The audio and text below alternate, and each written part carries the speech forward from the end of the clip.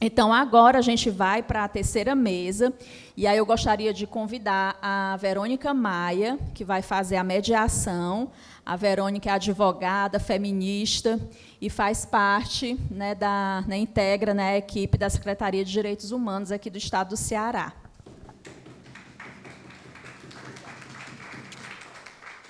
Só antes de passar para a Verônica, eu queria ressaltar que a Isabel Carneiro, que seria a nossa quarta convidada, né, dessa mesa, infelizmente não vai poder participar. Desde o final de semana, né, ela tem apresentado um quadro de gripe muito forte, né, me passou uma mensagem hoje de manhã muito chateada, porque ela, né, não costuma não cumprir com seus compromissos. Ela já esteve com a gente em outras situações, né, mas, infelizmente, né, por causa dessa gripe que várias pessoas estão, né, apresentando, né, ela não pôde vir, bem como também a Ana Érica, que é aqui do Sintufse, que fez toda essa articulação para a gente ocupar esse espaço, né?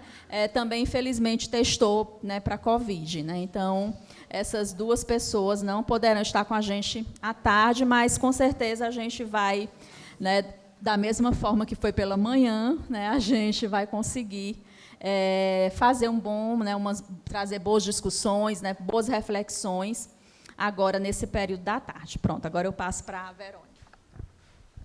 Boa tarde.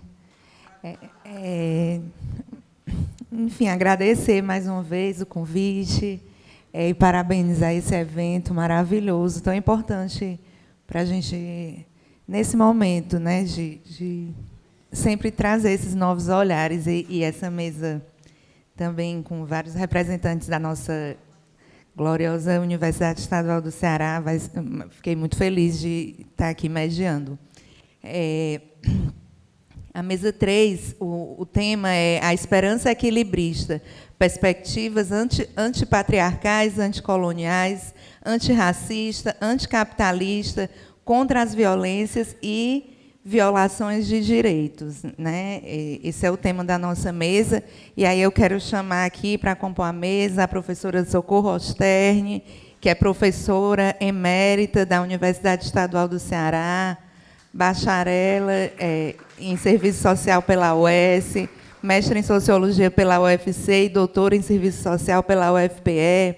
É professora do curso de graduação em Serviço Social, do mestrado acadêmico em Sociologia, do mestrado acadêmico em Serviço Social, Trabalho e Questão Social, e do programa de pós-graduação em Planejamento e Políticas Públicas da UES. Atualmente é membro do grupo de pesquisa Gênero, Família e Geração nas Políticas Públicas, UES, CNPq, e subcoordenadora do Núcleo de Atendimento às Mulheres em Situação de Violência, o NA também da UES. Né? Foi professora. Tenho muito orgulho de dizer que eu também sou do programa, fiz o mestrado em Planejamento e Políticas Públicas da UES. Maravilhoso.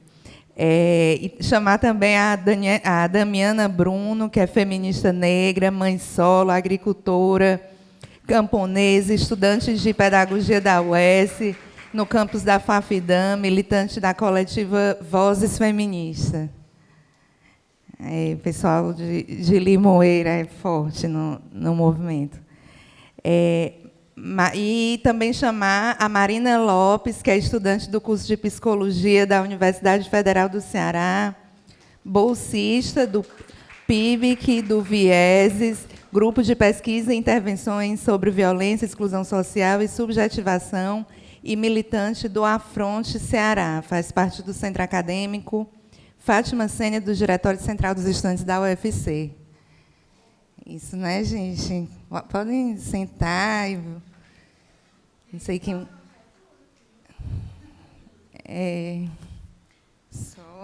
Então, quem quer começar? A gente vai... Eu acho que são aqui... Deixa eu ver que horas são. Falta 20 para as... né? 14h40. A gente estava combinado de até às 15h30. Né? Acho que é tranquilo, 20 minutos, né, de fala, e depois abrir para o debate, vai dar tempo. Começar pela professora, Socorro. Eu estava aqui. Boa tarde a todas, todos e todes. É um prazer enorme estar aqui, nesse momento. A gente, em outras ocasiões, já esteve neste seminário, a gente não consegue dizer um não para a Cristiane. A Cristiane é nossa parceira, não é? E faz algum tempo que eu não venho, mas quando eu não venho, a Tereza Cristina vai estar aqui, né? E ontem à noite eu estava... Não vão contar meu tempo ainda, viu, Cristiane? É só de apresentação. Estávamos comentando, Cristiane, que a gente precisa fazer uma parceria mais consolidada, né, com vocês. E a gente vai procurar. Logo, logo, ontem eu combinei isso com a Tereza, né? E aí, eu não sei se eu fico em pé, se eu fico sentada, porque eu acho que é melhor ficar em pé. Que a...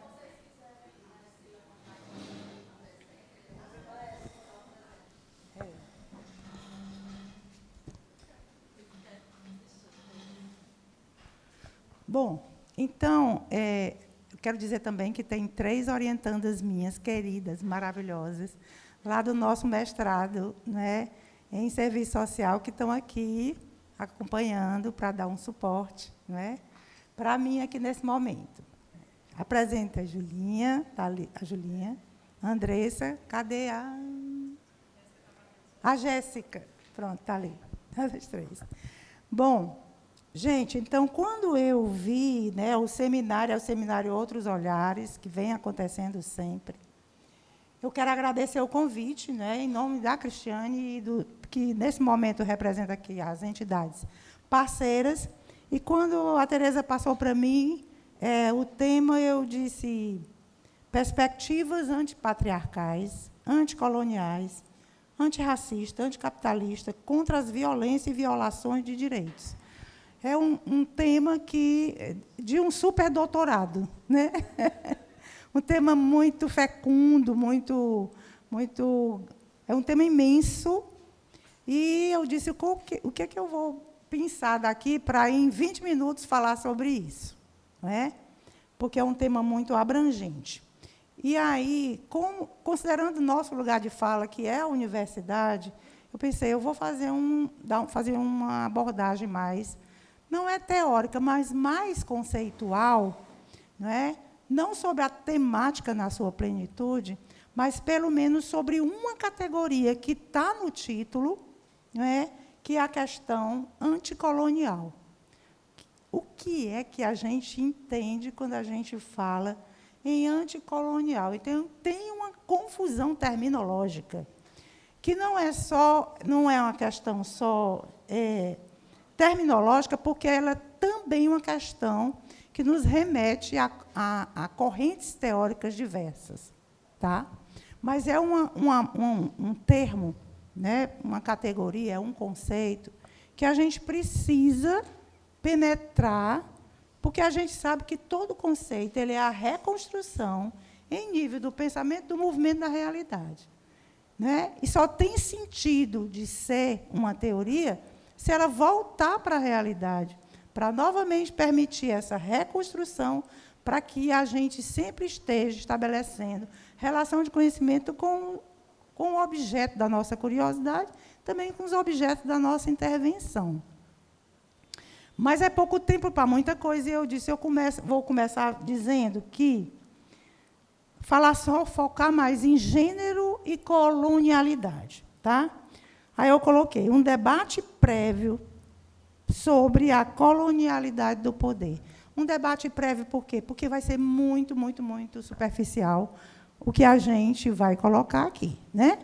Mas eu vou tentar fazer algumas indicações. Então, Julinha, põe aí, só para começar, dizendo para vocês que a gente tem hora que fala em pós-colonial, horas decolonial, hora descolonial, colonialidade. E aí a gente diz o que cada um é diferente. São palavras afins, não é? O que isso representa, na verdade, para que a gente possa pensar nas opressões de gênero? Vamos focar mais na questão de gênero. Tá? Então, essa discussão ela não é simplesmente terminológica. Tá? Por quê? Porque ela vai identificar uma corrente de autores. No final, eu vou dar uma dica só de alguns autores que, na verdade, a gente não pode deixar de lado quando vai discutir essa questão. Então, identifica uma corrente de autores que pretendem o quê?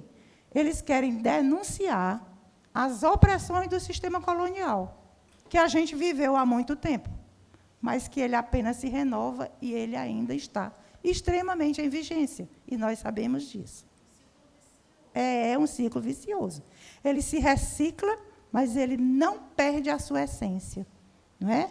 Então, a gente quer o quê? Denunciar as opressões desse sistema no mundo contemporâneo, tentando uma aproximação entre esses autores, não é? Que, na verdade, eles se identificam, nesse momento, como autores de uma corrente chamada pós-moderna ou pós-estruturalista. E aí dá um problema danado quando a gente começa a discutir isso na universidade, porque tem um conflito, né, entre as correntes teóricas, de achar que quem assume a perspectiva da pós-modernidade ou pós-estruturalista deixou de ser marxista. E a discussão nem adianta a gente trazer para cá, e ela não se esgota. Não é? Muito bem. Então, na verdade, o que é descolonialidade? O que a gente quer dizer quando falamos em descolonialidade? A descolonialidade refere-se às lutas anticoloniais, tudo bem, né? Que marcaram historicamente as independências das antigas colônias, né? E pode ser definida como um processo de superação do colonialismo e das relações de opressão que esse sistema causou. Mas, muitas vezes, não é, ele é usado no sentido de mascarar manobras para esconder a permanência do sistema de opressão colonial. Não é? E são práticas que, na verdade, nunca foram embora. Elas estão aí, nós sabemos, e o que é pior, elas se reciclam, se renovam, não é? E colocam novas formas aprimoradas de opressão. Né? Para começo de conversa, seria isso. Então, importa tentar, portanto, Julinha pode passar, não é? A entender o que é o pensamento decolonial. Então, vamos lá. O termo pós-colonial, como o nome já está dizendo, ele identifica um grupo de autores que procura denunciar as opressões do antigo sistema colonial na atualidade. Né? Tranquilo, isso aí sem problema. Já os decoloniais, eles propõem, aí sim, uma leitura, uma releitura marxista crítica pensada a partir da América Latina, de África e da Ásia. Então, o termo decolonial, ao invés de descolonial, porque quando a gente diz descolonial, daí poderá passar a ideia de que a colonialidade deixou de existir. Não é?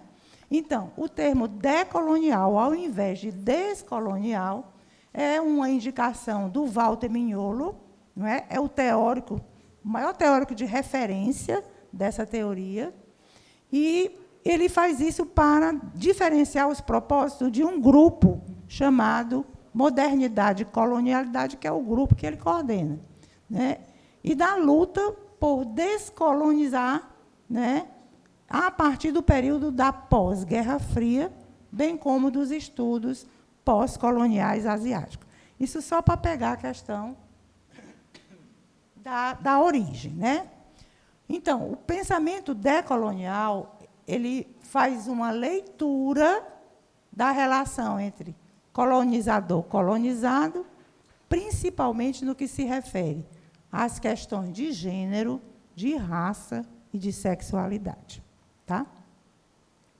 Então, o que ele pretende? Desmascarar, desnudar a imposição colonial dos gêneros, sobretudo. Né?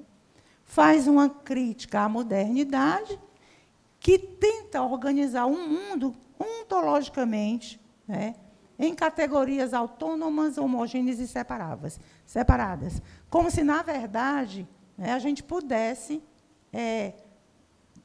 através dessa pseudo-modernidade, né, esconder que todas as formas de opressão, historicamente, continuam se mantendo.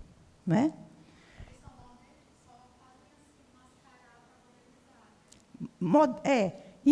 Colocam que, na verdade, como se fossem categorias distintas, autônomas, que é um novo tempo, que a colonialidade ficou na história. Não é? Então, tentam mascarar essa questão. Não é? E reconhece que a interseccionalidade proposta pelas mulheres de cor e do terceiro mundo não há, assim, sob o ponto de vista teórico e prático, um movimento tão forte e efervescente como o movimento das mulheres negras, sob o ponto de vista epistemológico, sob o ponto de vista da prática. Então,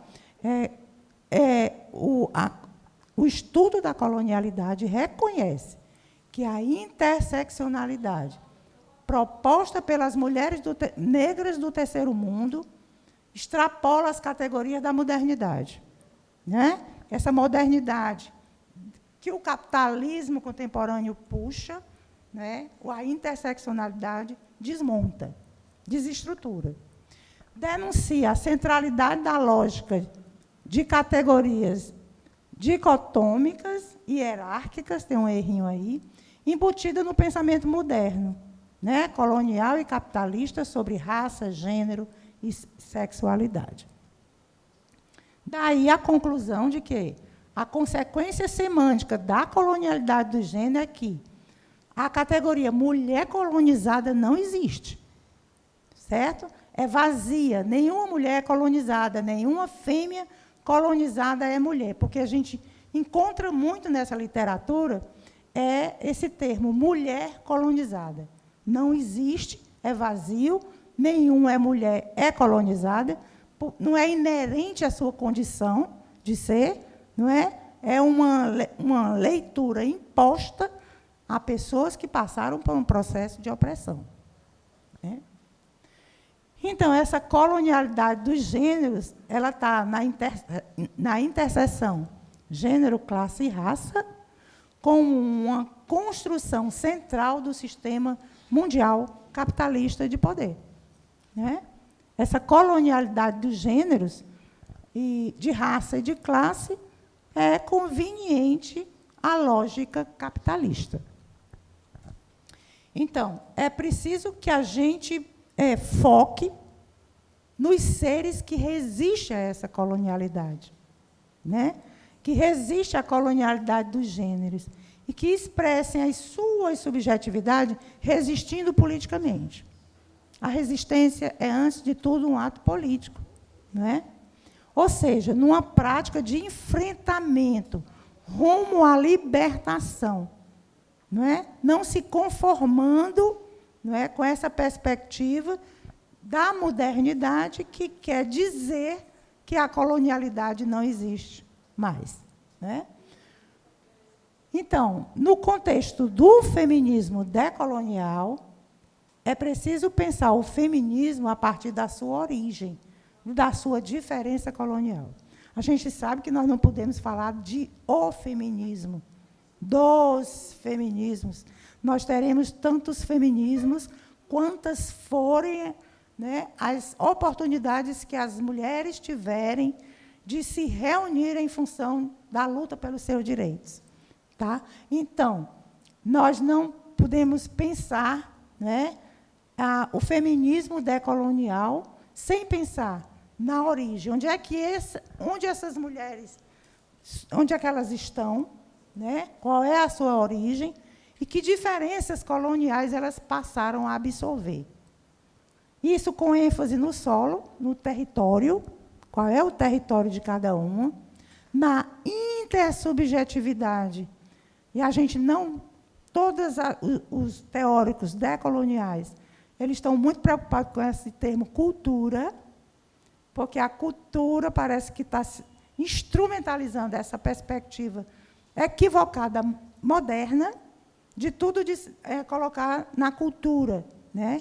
Então, eles puxam mais a noção de intersubjetividade, territorialidade, origem, nacionalidade, né? Formas de opressão, do que falar simplesmente em cultura, porque acaba sendo uma categoria abstrata, que se torna abstrata, porque ela absorve uma série de diferenças que ela própria tenta escamotear. Essa ênfase na intersubjetividade, historicizada e encarnada, na relação entre resistência e decolonidade. Aqui eu lendo agora e me lembrando que uma teórica maravilhosa para a gente entender essa historicidade das opressões é a Silvia Federici, né? Bom, então, para descolonizar o gênero, é necessário uma praxis, né? Aquilo que envolve profundamente a dimensão da teoria e de uma prática, né? É preciso incluir um aprendizado, um aprender com as próprias pessoas que vivenciam suas condições, né? Aprender com os povos, e não simplesmente pensar a cultura de forma abstrata. Pensar com quem vive a realidade, com os nativos, né? Nativos no sentido de serem as pessoas que vivenciam as suas próprias questões. Então, analisar a opressão racializada, capitalista e de gênero é o que a gente chama hoje de enfrentar a colonialidade do gênero. Não é? A possibilidade de superar essa colonialidade é o que a gente chama de feminismo decolonial. Então, outra coisa que a gente tem que focar é nessa história da hierarquia entre seres humanos e não humanos, né? É a dicotomia, essa hierarquia entre seres humanos e não humanos é a dicotomia central da modernidade colonial. O que seria isso? Né? Pessoas que são consideradas humanas, que valem mais, pessoas que valem menos, por isso não são consideradas humanas. É o que o Achille Mbembe chama, né, da necropolítica. Né? Tem pessoas matáveis, pessoas não matáveis. Pessoas descartáveis, pessoas não descartáveis. Pessoas sobrantes, pessoas não sobrantes. Quem são as que não são sobrantes? São as que interessam ao capital, ao capitalismo. Né? Então, é como se existisse uma hierarquia entre os seres, dizendo quem vale mais.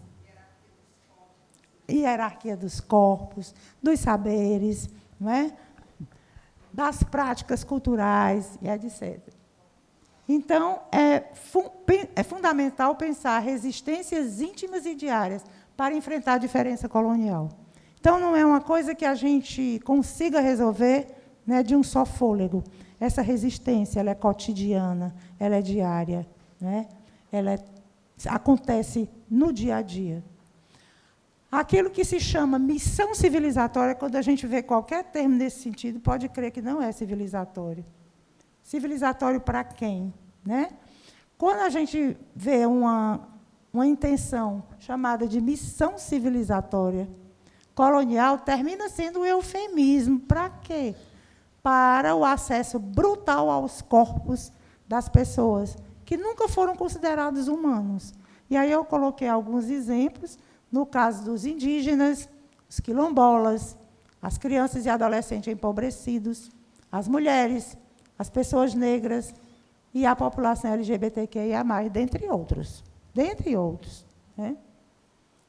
Então, decididamente, transformar os colonizados em seres humanos nunca foi o objetivo dos colonizadores.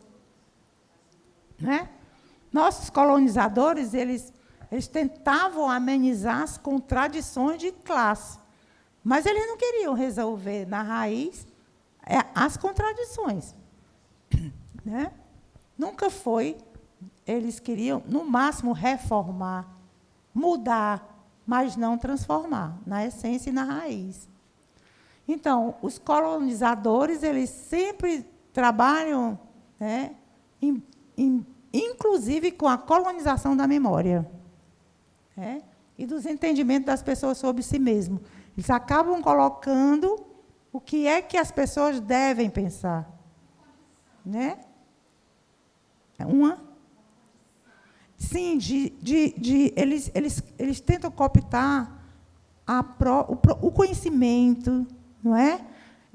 A memória, eles tentam comprar, a gente pode dizer, a alma do colonizado, né?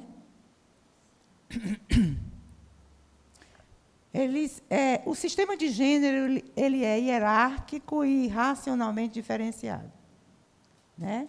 E a diferenciação racial e sexual, ela nega a humanidade, consequentemente, o gênero ao colonizado, né?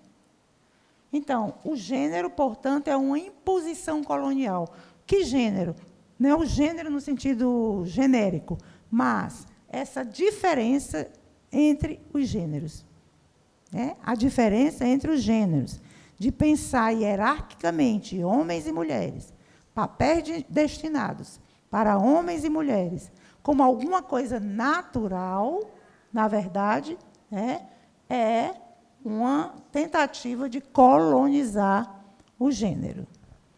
O gênero, portanto, é uma imposição colonial. E esse processo longo de subjetificação do colonizado, né, na direção de uma adoção, de uma internalização da dicotomia homens-mulheres, como uma construção normativa, foi e é constantemente renovada. Ele se atualiza constantemente.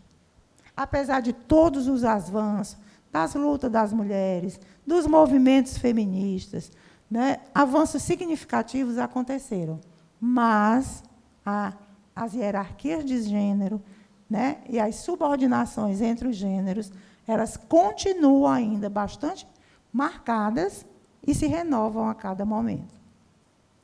Mas a modernidade, ela nega a existência de outros mundos, com princípios ontológicos diferentes, como se eles fossem pré-modernos, né? Se não está na lógica da modernidade, eles são pré-modernos. E essa negação é que pode ser chamada de colonialidade, né? Então, a diferença entre o moderno e o não moderno se torna, do ponto de vista da modernidade, uma diferença colonial, uma relação hierárquica na qual o não moderno sempre se subordina ao moderno, né? Então, já encaminhando assim para algumas indicações, não é preciso enxergarmos uns aos outros como resistentes à colonialidade dos gêneros, da raça e das sexualidades, né? Considerando sempre a diferença colonial. A tarefa, ou melhor, o maior desafio feminista decolonial começa por desnudar a diferença colonial, resistindo fortemente ao seu próprio hábito epistemológico de apagá-lo, né? Resistindo enfaticamente ao seu próprio hábito de tentar apagar a essência daquilo que é considerado diferente, né? Diverso. Ninguém resiste à colonialidade do gênero sozinho. Impossível, né? A gente tomar isso cada um para si. Somente é possível resistir a ela com o entendimento do mundo e com uma vivência compartilhada, amparada no conhecimento da história das opressões. Não há como a gente avançar se a gente não conhecer a história de opressão de cada povo, que são completamente diferentes, né? Aí eu coloquei aí alguns teóricos que têm se dedicado a essa temática, né? Posso até ter sido injusta com alguns. Aí, Aníbal Quijano, Walter Mignolo, eles são clássicos dessa literatura. A Maria Lugones, a Kimberlé Crenshaw, Silvia Federici, a Lélia Gonzalez, a Bel Hulk, Patrícia Collins, a Sueli Carneiro, Conceição Evaristo e o Aquile Bembe, dentre outros. Mas aí, né, como uma coisa mais nova, eu decidi trazer para cá, dar uma notícia sobre Rita Segato. Né? Não sei se vocês conhecem a obra dela. Né? Ela tem se destacado muito nesse estudo da colonialidade do poder, né? Na busca de compreender todas essas questões. Ela é uma antropóloga, é feminista, é escritora argentina, mas ela faz a ponte Brasil-Argentina, ela vive lá e cá. Ela é muito conhecida pelas suas investigações sobre questões de gênero entre os povos indígenas. Então, a especialização dela, né, são os povos indígenas. E entre os povos indígenas, elas estudam gênero, ela estuda gênero e relações de gênero. E também ela faz estudos aprofundados sobre as comunidades latino-americanas, né, estudando violência de gênero, relações entre gênero, racismo e colonialidade. É uma obra densa, muito valorosa, porque o método dela é a escuta etnográfica. Ela tem se dedicado a saber onde estão as brechas que fissuram e desestabilizam a malha da colonialidade do poder. Então, ela faz um trabalho por dentro, no sentido, né, de encontrar essas fissuras, né, nas malhas, as fissuras que desestabilizam, né, os caminhos da colonialidade do poder nos dias atuais. E ela tenta mostrar como é que a gente pode falar sobre essas fissuras, tentando explicar o caminho, né, que ela diz, entre o patriarcado comunitário, que é o patriarcado do início da história, né, de baixa intensidade, ao patriarcado colonial moderno, de alta, né, intensidade. Esse é o mote dela. E o que é que tem aparecido muito fortemente nesse momento são os estudos dela. Quando ela foi estudar no México os feminicídios, muito procurado, né? Quem estiver estudando feminicídio, convém penetrar nessas questões trazidas pela Segato, principalmente quando ela foi estudar as mortes de mulheres no México, e também o acompanhamento que ela fez aqui no Brasil, na FUNAI, nas oficinas sobre violência de gênero e a Lei Maria da Penha, especificamente entre os indígenas. E isso tem servido para consubstanciar uma de suas mais recentes indicações teóricas, qual seja a de que as relações de gênero são historicamente modificadas. Essa é uma categoria bem da Rita Segato, modificada pela intrusão. E o que é que ela chama de intrusão? É uma introdução com astúcia e violência. Não é? Modificadas pela intrusão colonial, que é sutil, mas extremamente perigosa. Né? Bem como pela matriz da colonialidade, que se cristaliza e que permanentemente é reproduzida e renovada pelo próprio Estado. Não é? Então, da Rita, se vocês ainda não conhecem, eu acho que sobre esse assunto que a gente está trazendo hoje, que eu estou aqui finalizando para depois a gente debater, o livro que eu mais indico dela para esse assunto é Crítica da Colonialidade em 8 ensaios e uma Antropologia por Demanda. É da editora Bazar do Tempo. Crítica da Colonialidade em 8 ensaios. E também indicaria, né, um livro de 2020, o da Segato é de 2021, um livro da Françoise Vergès, que é Um Feminismo Decolonial. Um Feminismo Decolonial. Né? Mas tem todos esses teóricos que aqui eu citei, tem obras valiosas, né, que aborda essa temática que não se esgota nesse momento de maneira nenhuma, né? Poderia ser motivo. Esse tema que foi colocado pelo seminário é um tema que tem muitos desdobramentos, né, e que poderia gerar muitas dissertações de mestrado, teses de doutorado, né? Agora, chamando sempre a atenção que a perspectiva da interseccionalidade, ela é prodigiosa para tratar desse assunto. Eu já não diria isso, a mesma coisa sobre a perspectiva da consubstancialidade, que é uma perspectiva mais do marxismo ortodoxo, né? Sem desmerecer. Mas eu digo, para dar conta da colonialidade do poder, não é, nossa indicação é mais a perspectiva da interseccionalidade. Certo? Então, aí, vamos conversando e a gente vai botando mais algumas coisas, se vocês precisarem. Obrigada aí, Julinha.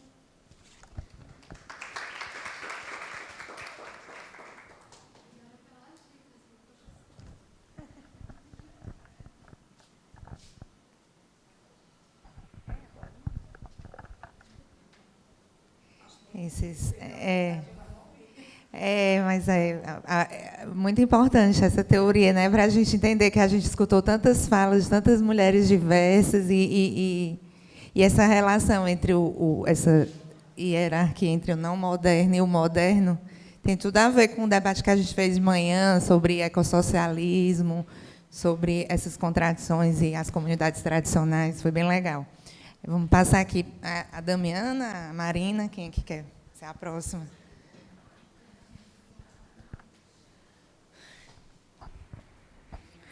Hoje, meu amor veio me visitar. Trouxe rosas para me alegrar. Com lágrimas, pede para eu voltar. Hoje, o perfume eu não sinto mais. Meu amor já não me bate mais. Infelizmente, eu descanso em paz. Tudo era lindo no começo, lembra? Das coisas que me falou, que era bom sedução. Uma história de amor, vários planos, desejo e ilusão. E daí? Eu não tinha nada a perder. Queria sair dali. No lugar onde eu morava, eu me sentia muito só. Aquele cheiro de maconha e o barulho de dominó. A molecada brincava na rua e eu cheia de esperança, de encontrar no futuro a paz sem tiroteio e vingança. E ele veio, como quem não quisesse nada. Ele me deu um beijo e me deixou na porta de casa. E os meus olhos brilhavam. Estava apaixonada. Deixa de ser criança, minha mãe falava. Que no começo tudo é festa, e eu ignorava. Deixa eu ver meu futuro. Muda nada, menina boba iludida. Sabe de nada da vida. Era uma proposta, ambição de ter uma família. Entreguei até a minha alma, e ele não merecia. O meu pai, embriagado, nem lembrava da filha. Meu príncipe encantado, meu ator principal. Ele me chamava de filé, e eu achava legal. No começo, tudo é festa. Sempre é bom lembrar. Hoje estou feliz, o meu amor veio me visitar. Numa atitude pensada, saí de casa para ser feliz. Não dever nada, não dever satisfação, ser dona do meu nariz. Eu não aguentava mais ver a minha mãe sofredora. Levar porrada do meu pai embriagado e à toa. O meu irmão se envolvia com as paradas erradas. Nem um ano de casado, ajuntado, sei lá. Eu não sei nem para que cerimônia, assim, o importante era amar. Era um amor de tolo, um amor de louco. E olha o que me aconteceu. Ele me mandou calar a boca e não me respondeu. Quando eu insisti, foi mal. No outro dia, ele falou que se arrependeu. Quem era eu para julgar? Se eu só queria perdoar. Eu estava feliz e o meu amor iria me visitar. Quase 2 anos de rotina, mas parecia um inferno. Que saudade da minha mãe. Eu desisti do colégio. A noite chega, a madrugada, e meu amor não vinha. Quanto mais demorava, mais preocupada eu temia. Eu não aguentava mais aquela situação. Mas hoje, tudo vai mudar, ele querendo ou não. Deus havia me escutado há uns 2 meses atrás. Eu tinha um filho na barriga, que era a esperança de paz. Tive muitos conselhos. Nada me adiantou. Era a mulher mais feliz, o meu amor chegou. Que pena, novamente embriagado. Aquele cheiro de maconha inconfundível, é claro. Eu tentei acalmá-lo, mas ele ficou irritado. Começou a quebrar tudo, loucamente lombrado. Eu falei que estava grávida e ele não me escutou. Me bateu novamente, mas dessa vez não parou. Foram vários socos na barriga. Lá se vai a esperança. O sangue escorria no chão, perdi a minha criança. Mas aquele monstro que um dia prometeu me amar, parecia incontrolável, eu não pude evitar. Talvez se eu tivesse o denunciado, talvez se eu tivesse o deixado de lado, mas agora é tarde, na cama do hospital.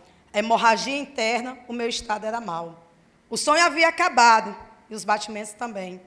A esperança se foi, com todo sempre, amém. Hoje, esse meu amor, ele implora para eu voltar. Infelizmente, não dá. Agora eu estou feliz, porque ele veio me visitar. É dia de finados, muito tarde para lembrar. Boa tarde a todos, todas e todes. Eu quis começar com essa música de atitude feminina, que parece que foi tudo que foi dito de manhã, né? Eu vou começar com minha foto-identificação.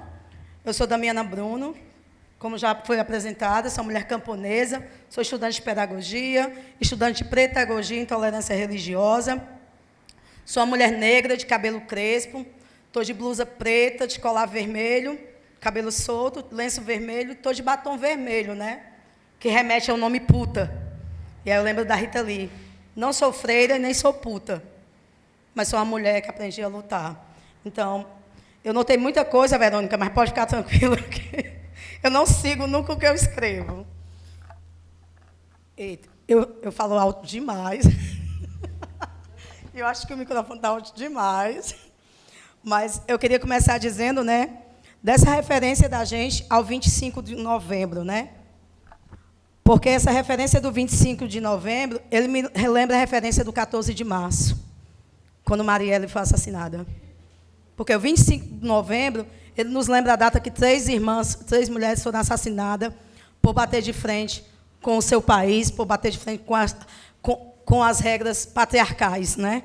E aí, eram essas mulheres que denunciavam tudo o que acontecia com relação à República Dominicana, ali na década de 60, né? Então, eu queria trazer como memória Marielle, as irmãs, todas as mulheres que foram assassinadas nessa história, para que nós estivéssemos aqui. Então, por Dandara, por Teresa de Benguela, Preta Simoa, Anastácia, que foi estuprada e silenciada com uma coisa de flange, né, uma máscara de flange, por todas essas que nós estamos aqui. Porque a gente não chegou aqui por acaso, sabe, professora? Porque nós temos uma trajetória. Eu tenho mais de 18 anos de militância. E aí é isso que eu disse de manhã. Eu me descobri uma mulher feminista quando eu não sabia o que era feminismo. Quando eu não sabia que bicho era esse, como me apresentaram, né? E isso me traz um reflexo muito grande de quando eu sofro o que a Cida Bento nos diz de afrosurto, em 2010. Quando eu aliso o cabelo, não me reconheço, corto o cabelo, quebro o espelho e me desespero. Então, foi preciso passar por todo esse processo para entender qual é o meu papel dentro dessa sociedade patriarcal, racista, machista, misógina, LGBTfóbica. Capacitista. Foi exatamente isso. Por ser irmã de uma pessoa com deficiência física e mental e ver as pessoas rirem dela e a tratá-la como um bicho, me fez entender que não é essa a sociedade que eu quero para mim, nem para os meus, nem para as minhas. Então, queria começar dizendo que, quando eu comecei com essa música, foi para a gente lembrar, e aí eu sou uma pessoa muito emotiva mesmo, de que, no primeiro semestre de 2023, é inadmissível nós termos batido o recorde de número de mulheres assassinadas. A gente chega a 374 mil mulheres e meninas estupradas em 6 meses. E estamos falando de casos registrados. E nós sabemos que tem muito mais sem ser registrado. Porque, inclusive, sem notificação. Porque, inclusive, temos enfrentado... Porque aparece muito quando é aquela, a militante que faz vídeo, que posta, que faz isso e aquilo outro. Mas nós que atuamos diretamente dentro dos espaços, e a gente não quer uma exposição. Nós não queremos ajudar para aparecer. Mas a gente sabe o que a gente passa todos os dias quando vai acompanhar uma mulher dentro de uma delegacia. E nós fazemos esse papel que a sociedade não fez, que o judiciário não fez, que quem deveria fazer não fez. Mas a gente faz com muita credibilidade, acreditando que essa mulher a gente quer ver viva amanhã. Mas temos dificuldades. Somos ameaçadas, enfrentamos o medo, enfrentamos o pior ainda de tudo, de que amanhã essa mulher volta para os braços do seu algoz. Porque, como bem disse anteriormente, essa mulher ela não tem autonomia financeira. E ela vai voltar para a casa de quem a espancou. E a criança ela vai voltar para a casa do pai que a estuprou. E a gente viu um caso no Sul, da menina de 12 anos, que apanha da mãe para dizer de quem é o filho, e apanha do pai para não dizer de quem é o filho, porque é dele, né? Então, são casos como esses, por isso que nos faz chorar. Por isso que a gente precisa... E aí eu lembro muito do Tchê, quando ele diz que, se isso não lhe incomoda, o problema não está na sociedade, está em você. Porque nós precisamos nos incomodar. Precisamos nos incomodar e muito. Não está certo. Quando nós estamos discutindo delegacia da mulher, tem uma coisa errada, gente.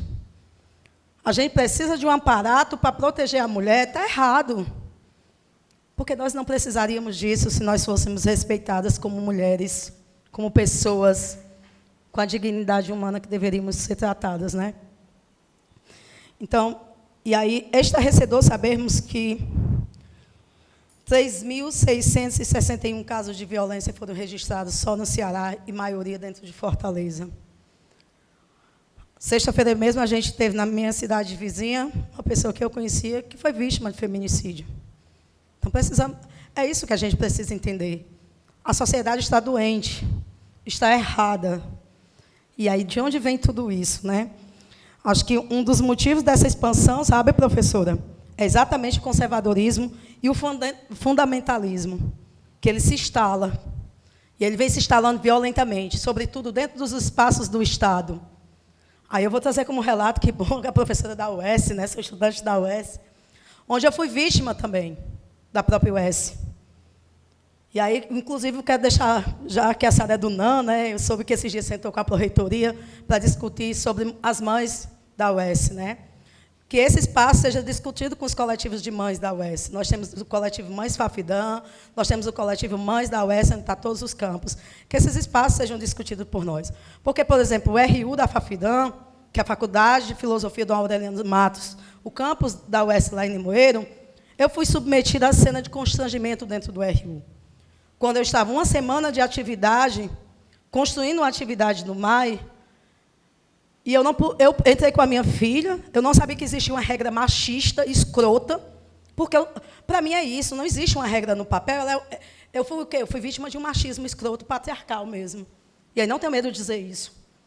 Porque foi dito, eu fui exposta dentro do RU, cheio de pessoas, que a minha filha não podia se alimentar, e tive pessoas apaixonando a comida para a minha filha não comer. E isso me doeu demais, porque isso me remetia muito à cena da escravidão. Quando os meus avós, meus bisavós, não podiam comer a comida porque tinha alguém apaixonando a comida. E eu estou falando de uma pessoa, e eu estou falando enquanto uma mulher que já passou muita fome na vida. Mas eu nunca tive o direito de sentir o cheiro da comida e não poder comer. E isso me doeu muito. Isso doeu, e para além disso, talvez a gente precise avaliar psicologicamente como o pensamento da minha filha ficou abalado. De ela andar dentro da universidade e dizer que não quer ir para o RU porque tem uma besta lá. Porque ela chama a mulher de besta. Porque a gente foi constrangida. Onde um homem branco senta do meu lado e dita as regras. E aí, um ano depois, uma mulher ela não pode entrar com um filho dentro do RU, mesmo ela já tendo pago lá a alimentação, porque ela estava com a criança. E a gente pede para ver essa regra que está escrita, e nessa regra não tem dizendo isso. Mas foi muito bom isso ter acontecido. Porque dizem que meu sobrenome é Barraqueira. E eu faço jus a isso. Porque eu vou falar aquilo que as outras não têm coragem de falar, porque tem medo de ser perseguida por professor, por direção, seja por quem for. E esse medo, ele me bateu quando eu tive medo de morrer de fome. Quando eu tive medo de passar na rua e ser alvejada por uma bala da polícia. Mas o medo de dizer o que eu sinto, eu não vou sentir. Porque tento nos silenciar todos os dias. Mas esse silêncio eu ainda não conheci. Então, assim, digo isso porque foi muito constrangedor. É uma cena pavorosa, você vê a comida e não poder comer. Então, assim, por isso que eu estou pedindo, sabe, professora, que essa política que está sendo discutida das mães da UES seja em momentos que nós, mães, também estejamos. Porque é o futuro de nós, mães, que está sendo discutido. É importante demais que nós estejamos. Ontem, inclusive, a pró-reitoria esteve lá, mas o reitor não esteve. Porque o reitor esteve de manhã, desmarcou uma reunião que estava há vários dias marcada na UES, Afidã, porque veio a rota hidrogênio verde com o governador. E ainda me dizem que isso é mais importante. Isso é mesmo mais importante que o futuro dos estudantes, de pessoas que estão sem professores para se formar. A gente precisa denunciar isso em todos os cantos. Porque é o governador que está rotando e aí colocando data do hidrogênio verde, que não está contratando professores. Nós temos curso na Fafidã que tem 2 professores. Isso é inadmissível. Inadmissível de aceitar. E precisamos discutir isso. Porque isso é uma política de racismo e de exclusão social. Isso é inadmissível, porque o governo do Estado está investindo muito dinheiro nessa história do hidrogênio verde, porque só as lives devem custar milhões, e me dizem que não tem dinheiro para a contratação de professores, nem para reduzir a política de morte que nós temos vivenciado. Então, assim, é isso. Então, quando eu coloco isso do RU, é porque tem muitas dores por trás, tem muitas dores que nos atravessam. E aí imagina uma mulher preta ser submetida a uma situação como essa. O que é que a gente lembraria, se não a escravatura, a escravidão que nossos ancestrais sofreram, que mataram, né? E aí, quando eu coloco isso, desse atravessado do próprio Estado, colocando como os feminicídios não aceitos, como feminicídios pelas delegacias. Hoje nós tivemos vítimas de feminicídio em Limoeiro do Norte, e não foi aceito, porque é um delegado homem, branco, que está lá, dizendo, não aceito, não é feminicídio. Ela morreu porque ela quis morrer. Porque tem hora que é isso que eles dizem para a gente. Mas se ela estava apanhando porque ela não saiu de dentro de casa. Ah, mas ela estava sofrendo porque ela continuou com ele. Em outras palavras, eu entendo que estão me dizendo que ela morreu porque ela quis morrer, né? Então, quando eu coloco isso, é exatamente nesse sentido. De que sociedade a gente pensa em construir, né? E aí, temos muitos desafios. E é um dos desafios é esse, da notificação de violência, que a gente não consegue, porque as meninas que denunciam o professor abusador, elas passam pelo processo de serem reprovadas no final do ano. Porque a criança que denuncia o pai ou o tio abusador, ou o vizinho, ou o amigo do vizinho, seja quem seja, ela é descredibilizada. E aí ainda temos coisas muito piores acontecendo, né? Esse não levar em consideração as intersecções de raça, classe e gênero, né? Porque quando a gente fala disso, nós estamos falando de quem mais sofre diretamente nesse papel, nessa mão do Estado, nesse papel, nessa violação do direito na hora da denúncia. Somos nós, mulheres pretas, porque muitos abusadores são brancos, mas o abusador branco ele não pode ser abusador. Foi a mulher preta que pediu para ser estrupada, né? São exatamente as mulheres lésbicas, as mulheres trans, e a gente precisa falar disso, da violência do estupro dessas mulheres que é invisibilizado. Principalmente das mulheres com deficiência. E quando essas mulheres elas têm deficiência mental, é pior ainda, porque ela é tida como uma louca, então ela não sabe o que é um estupro. Então, como é que a gente fala de violência e a gente não caracteriza isso? Todas essas violências, todas essas mulheres, e aí a gente não está dizendo que mulher branca não é estuprada, não. Mas quantos casos de mulher branca estuprada a gente vai ter por número de mulheres pretas serem estupradas, né? Então, a gente precisa entender, nesse sentido dessas mulheres violentadas, né, a gente percebe que o racismo, o machismo, a LGBTfobia, eles andam de mão dadas. Às vezes eu sinto até que são casados, numa união perfeita, né? Naquela que não tem morte, como tem o casamento com as mulheres. Então, quando coloco isso, porque a gente precisa falar desses fatores que são socialmente aceitados. Porque quando o homem bate na mulher que está bêbado, ele bateu por quê? Porque estava bêbado. Ele não teve culpa. Amanhã ele está bom e ele pede desculpa e está bom, o casamento tem que continuar. Você não pode ser separada dentro de algumas igrejas. E eu digo isso com muita certeza do que passei. Você não pode ser uma mulher separada dentro de uma sociedade. Porque isso é ruim, porque você é a puta. Porque você é a rapariga mesmo. Porque se você ficar com muitos homens, a gente é o quê? Puta. Mas se o homem fica com muitas mulheres, é o quê? O gostosão, o garanhão, o pegador. E é exatamente isso que que traz não só o discurso de ódio, mas que tem promovido dores por conta desse ódio, né? E aí, quando coloco isso, é exatamente isso do que ela pediu para ser estuprada. Ela vestiu uma saia curta, ela usou batom vermelho porque isso é coisa de puta. Aí agora tem um outro argumento, né? Do estupro culposo. Eu estuprei, mas eu não tive intenção de estuprar. Eu fiquei de pênis ereto, mas não foi por intenção, não. Eu rasguei a roupa da menina e estuprei, mas foi sem intenção alguma, né? Porque se o crime culposo é porque não teve intenção de matar, então o estupro culposo ele é o quê? Mas a gente teve um argumento como esse, né? E aí nós tivemos essa semana um homem branco que foi condenado, mas que vai pagar em liberdade com a tornozeleira eletrônica, que estuda curso de direito, que foi julgado há 2 anos apenas, em liberdade, porque matou uma mulher preta grávida de 7 meses, porque não queria que o filho nascesse preto. Mas a sociedade não fala. Estou quase não, viu? Porque é isso. Porque a cor de quem matou era branca, e a cor de quem morreu era preta. E repito 1000 vezes, o primeiro recorte ele tem que ser de raça, não é de classe. É fundamental termos um recorte de classe, mas o de raça é o primeiro. Porque eu posso ter milhões em uma conta, mas quando eu passo que a bala da polícia alcança, não é minha conta bancária, mas é minha pele.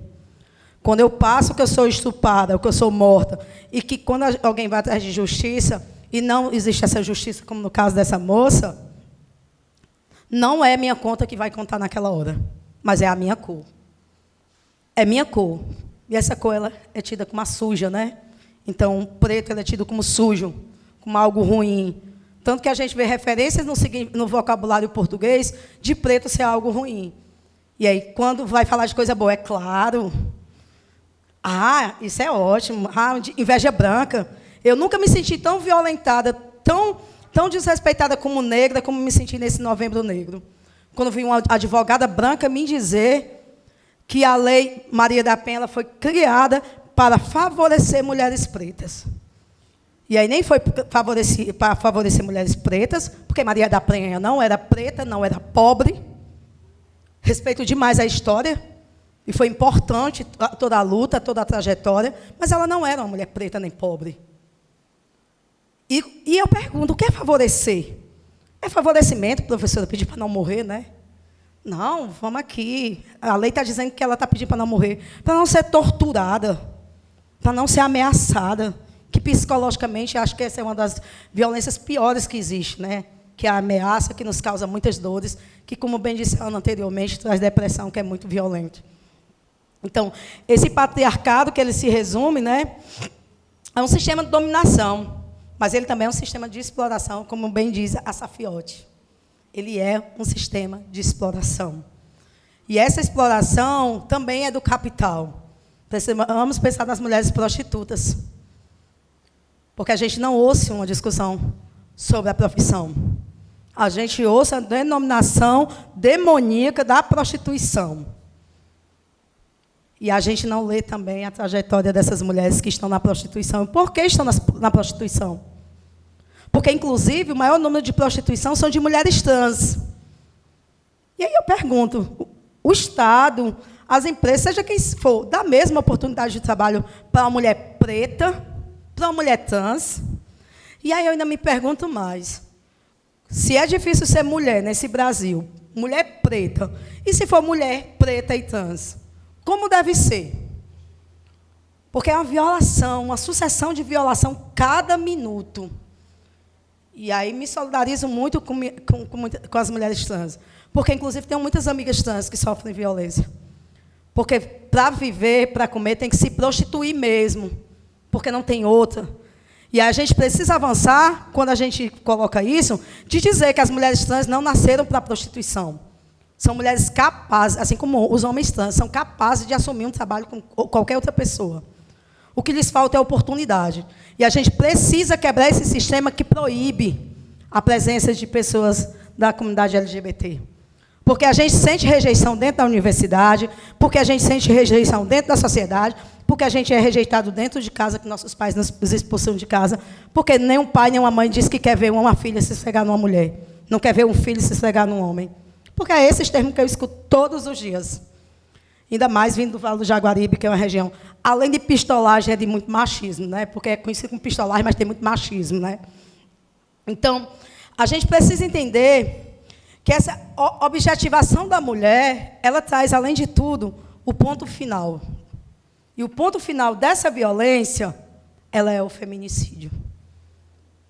Parece que existiu, se criou um movimento de que a violência contra a mulher ela só pode encerrar quando acontece o feminicídio. Porque parece que é isso. Porque a gente não tem atendimento especializado para a gente, porque a gente não tem uma rede de acolhida, porque a gente não se sente protegida em lugar nenhum. Porque no mundo todo nós sofremos violência. Porque no mundo todo nós somos tidos como um objeto, com uma objetivação. E aí, como objeto, no sentido do ser mais impuro que existir para viver. E aí, a gente precisa entender quem, de fato, está do nosso lado na luta. Na luta contra o transfeminicídio, contra o feminicídio, contra a LGBTfobia, contra o racismo. Quem está do nosso lado? Aí eu lembro que outro dia eu fui muito questionada. Porque a gente fala do pacto da branquitude, né? E aí tem pessoas brancas que se incomodam. Então, vocês têm raiva de branco? Não. A gente tem ódio do pacto da branquitude. A gente precisa entender o que é o pacto da branquitude e o que é os brancos da história. Se quem criou o racismo foram os brancos, então os brancos precisam entender que eles criaram e como que quebra isso.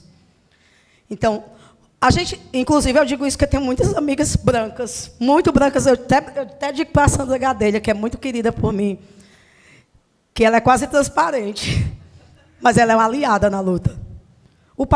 O lugar dessas pessoas brancas e desses homens não é anunciar que sou um homem feminista, não. Sou um branco não racista. Não, eu não sou racista. Não. O lugar do branco é exatamente sendo nosso aliado na luta antirracista. O lugar do homem é exatamente do nosso lado na luta antimachista. Mas não adianta eu dizer que sou. E aí eu digo sempre. E eu digo para minhas amigas, elas, Dami, a gente tem que falar primeiro recorte é de classe. Não é. Não é e não vai ser. O primeiro recorte é de raça.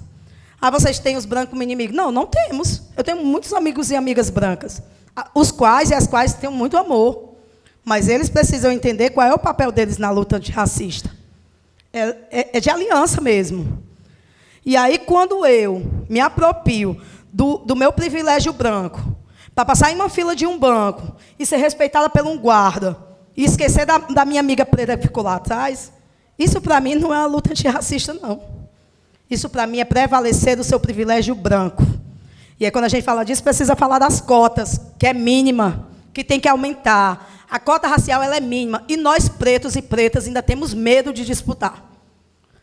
Porque a gente precisa ver quantos alunos a gente tem que entra dentro de uma universidade pela cota racial. É a mínima possível. Digo isso porque no vestibular passado da Fafidam, por exemplo, nós não tivemos um aluno que entrasse pela cota racial. E por que a gente não entra? Porque nós temos medo da disputa. Porque nós temos medo dessa disputa. Porque as vagas são tão mínimas. E a gente vê tantas pessoas pretas se inscrevendo que nós temos medo. A gente precisa avançar nisso.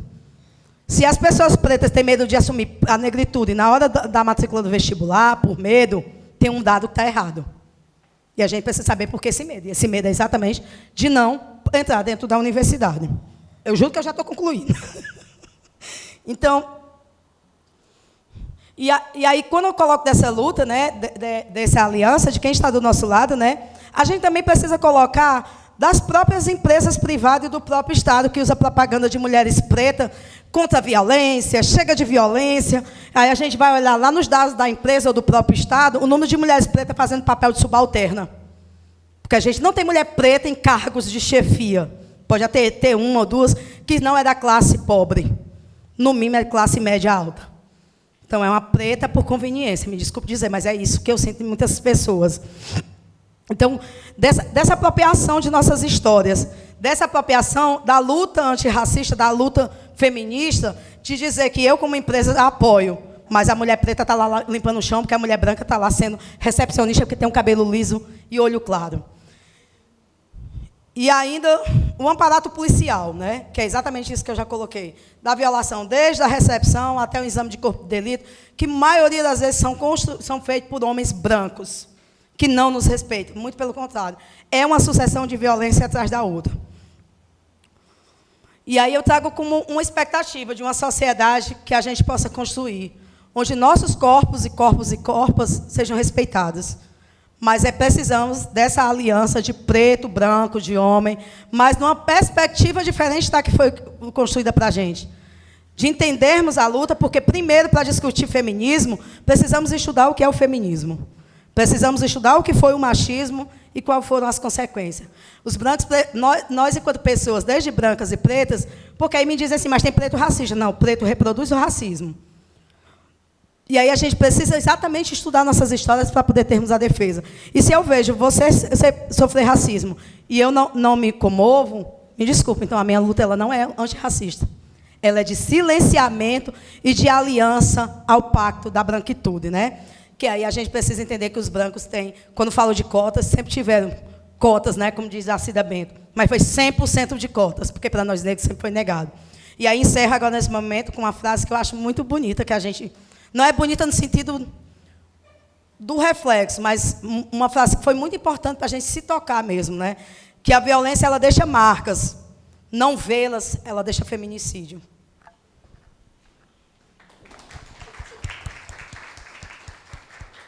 Agradecer a fala da Damiana. Passar agora para a Marina Lopes, né, que é do Vieses. Oi, gente, boa tarde. Peço perdão, inclusive, por não ter ficado hoje pela manhã, né? Eu estudo na UFC, faço psicologia. E aí a gente está, inclusive, no final do período, aí estamos correndo com as provas, enfim, né? Mas eu fico muito feliz e saúdo esse espaço que a gente está tendo aqui agora, né? Inclusive, aprendi muito com vocês, né? Foi falas muito importantes, assim. Vou fazer, inclusive, uma fala bem mais breve, assim. Também vou precisar sair daqui a pouquinho, às 4 horas. Mas, como eu falei, né, eu sou estudante de psicologia, eu também sou do movimento estudantil, né? Então acaba que muitas das minhas perspectivas que eu vou ter também é de uma certa defasagem que a gente tem, inclusive, na UFC, né? Saúdo aqui as companheiras que são da UES, assim.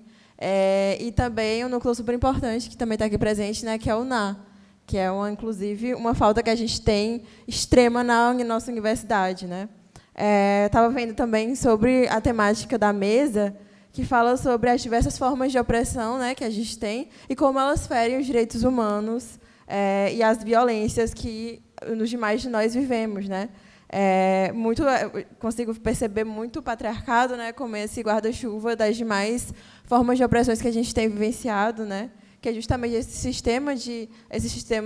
essa prática cultural, né, que a gente fala que ela é um sistema de opressão, né, que perpetua certos espaços de poder e, com isso, faz umas diversas contingências nas nossas vidas, né? Do modo de que vai ter certas... Enfim, eu vou falar um pouco de psicologia, porque eu sou enviesada para isso, né? Mas que a gente tem a perpetuação de certos comportamentos e que, de certa forma, perpetuam aí, espaços de poderes, né? Que a gente fala, né, patriarcado, como colocado, inclusive, por esse sistema de opressão machista, mas também vendo pela ótica interseccional que a gente tem de quem são essas pessoas privilegiadas, né? Onde o patriarcado ele anda de mãos dadas, inclusive, com o sistema capitalista que a gente tem, né? Então, se a gente não tem, por exemplo, o básico que a gente consegue ver na nossa universidade, né? Que é uma mínima política da assistência às diversas formas de denúncia, né, de importunação sexual, de violência, a gente não tem. Inclusive, na UFC, é uma demanda que a gente tem construído agora. Eu também faço parte do Fórum Feminista, né, que está aí nascendo. Não é o único fórum feminista que é da UFC, mas que está tendo um movimento muito grande de construção mesmo dos diversos fóruns e também de negritude, o trans também, que nasceu agora na UFC, para a gente, inclusive, pensar formas de ter essa mínima assistência pela universidade, né? Porque se hoje a gente tem um regimento da universidade que ele não tem qualquer nível assim sobre qualquer tipo de denúncia que a gente receba, a gente tem que conviver com os nossos agressores, por exemplo, no nosso dia a dia, e diversos estudantes e de estudantes também de abandonarem o seu curso, né? Então, se a gente tem aí políticas de entrada na universidade, como, por exemplo, as cotas, né? A lei de cotas, enfim, que foi super importante, a gente não, de fato, tem medidas de assistência para que a gente permaneça nesse espaço. Então, se a gente não tem, por exemplo, acessibilidade na nossa universidade, como é que a gente vai garantir que estudantes que são deficientes vão permanecer nela? Ou, enfim, pessoas negras vão permanecer na nossa universidade se elas vivenciam inúmeras formas de preconceito e não tem nenhum tipo de escuta qualificada ou de denúncia na nossa universidade, né? Então, é isso muito sobre isso do que a gente luta, né? Também eu vi no nome dessa mesa, né, que é a esperança equilibrada. E como essa esperança ela vem, né? A professora falou antes um pouco sobre também essa forma de auto-organização, que é super importante, né? Tendo em vista que a gente se depara aí com inúmeras formas de opressão e como é que a gente vai permanecer ou viver, né? Resistindo frente a isso, né? Mas também se organizando, né? Que é a forma primordial da gente, inclusive, construir o novo, né? Mas é mais ou menos isso, assim. Aqui também eu estava vendo também as palavras, né? Perspectivas antipatriarcais, anticoloniais, antirracistas, anticapitalistas. E aí, inclusive, acho que também faltava o anticapacitista, né? Também nesse processo. Mas de como essa forma, né? Como o patriarcado ele consegue se aparecer na nossa vida, tendo em vista nossas diversas realidades, e como também o colonialismo ele se coloca aí como essa forma de opressão na nossa realidade. Então, é isso, assim, eu ia falar uma fala extremamente breve, assim, porque não tem um acúmulo que as companheiras aqui têm, né? Mas é mais ou menos isso mesmo.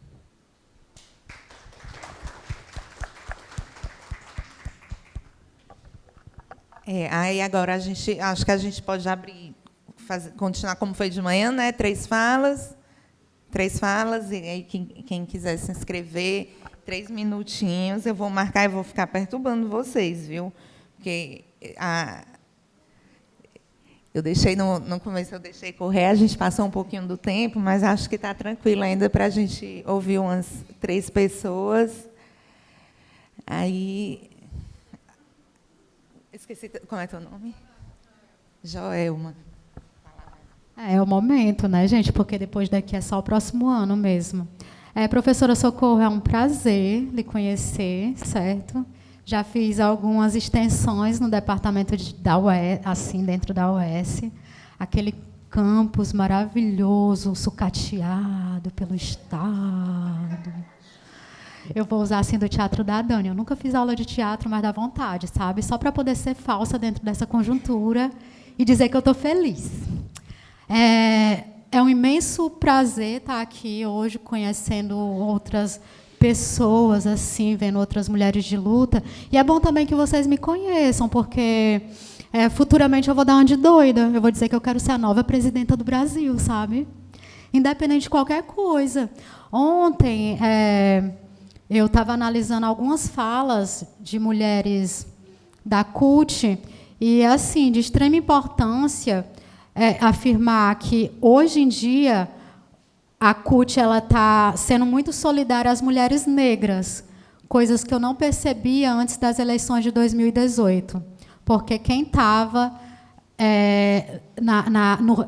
regendo essa instituição da classe trabalhadora era um homem, e, por incrível que pareça, ainda é esse homem até hoje, de 2018 até aqui, né? Então, há algo na estrutura dessas instituições que a gente confia que precisa ser mudado, enquanto não tiver a paridade de gênero realmente. Eu estava até lembrando, olhando ali para o banner daqui do movimento, que eu vou chamar isso de movimento, certo?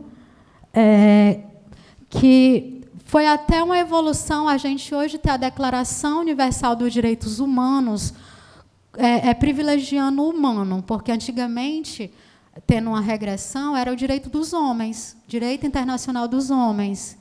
Então, os nossos direitos sendo negados até hoje em relação a gênero é algo realmente uma colonização moderna, é como se eles quisessem camuflar o que aconteceu no passado em relação às Índias, em relação ao direcionamento que o nosso gênero sofreu no passado. A pergunta, eu vou fazer uma pergunta também que vai mexer também com a estrutura da UFC, porque teve a ver com as eleições de 2018 também. Tinha uma mulher aqui, companheira do Afronte, reafirmando toda essa história que a gente está debatendo hoje em 2018, certo? Ela estava debatendo dentro da instituição partidária dela. Todo mundo começou a dizer, Vala, tu está viajando. Que maconha foi essa? Sendo que a política o debate de política de drogas também é necessário, né?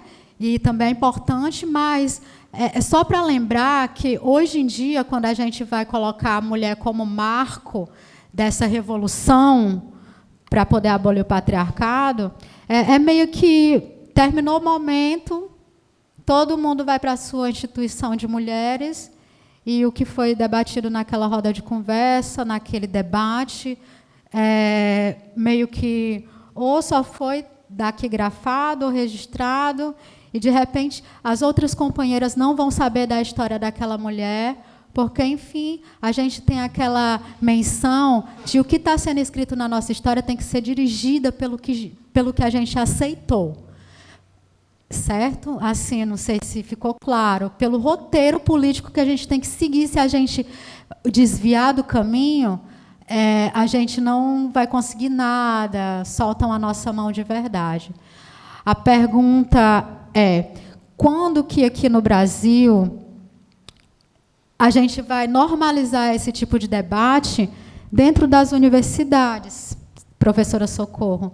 Eu queria até colocar um desafio posto para o ano de 2024 até 2026, que vai ser as novas eleições presidenciais. Eu estou toda me tremendo, porque eu quero que a próxima presidenta seja mulher, não seja arrancada da presidência do Brasil como a Dilma foi arrancada, e que essa mulher realmente seja conhecida pelas companheiras, por exemplo, como o corpo que está pedindo socorro e que está sofrendo uma negação de dívida histórica de Estado. Dívida de Estado, isso tem na pauta de direitos humanos, que inclusive foi pautada na década de 60, nos acordos de 70, nos acordos universais de Genebra e Nova York, todos os governos rasgam, né? Como que isso vai ser pautado dentro da nossa esquerda, naturalizado como uma reparação histórica? Sabe, porque eu acho que para a gente decolonizar essas informações que a gente reafirmou novamente nessas eleições de 2022, porque a gente tinha, sim, uma pré-candidata à presidência do Brasil, porque realmente a esquerda é violenta. A nossa esquerda é violenta. E quando a mulher... Porque a gente vive da política da solidariedade na esquerda brasileira. Certo? Então, a pergunta é essa: quando que a gente vai conseguir debater com as mulheres desses dirigentes, dessas pessoas que estão dentro desses gabinetes? Quando que a gente vai poder pedir, por favor, Senhor branco, Papai Noel solidário, toque em mim, para eu ficar nacionalmente conhecida, porque tudo é uma comoção nacional, como disse a Damiana, como disse a Neta, tudo é uma comoção nacional. E se não tiver essa comoção nacional, há a invisibilidade. Como que a gente vai desnaturalizar esse tipo de violência? E quando que a gente vai reafirmar aqui no Brasil, dentro das universidades, a fronte? Porque, realmente, o boicote que essa mulher sofreu em 2018 poderia ter abolido o bolsonarismo. Bolsonaro, eu acho que nem nasceu. Porque, primeiro, em 2018, foi só para desengodar essa história, que ninguém sabe, que é a história que ninguém escreveu.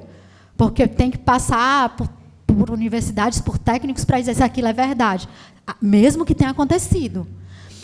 Quando que a gente vai reafirmar que a gente elegeu novamente o patriarcado? Será que é só quando essa mulher de 2018 falecer Ela sobreviveu de um Covid. Cadê ela? Será que ela é nordestina? Será que ela é preta? Será que ela é do movimento negro? Será que ela participou da criação da Frente Nacional Povo Sem Medo, que é a frente que reafirmou essa mulher como violenta, aqui em Fortaleza? E tem frentes, assim, de companheiros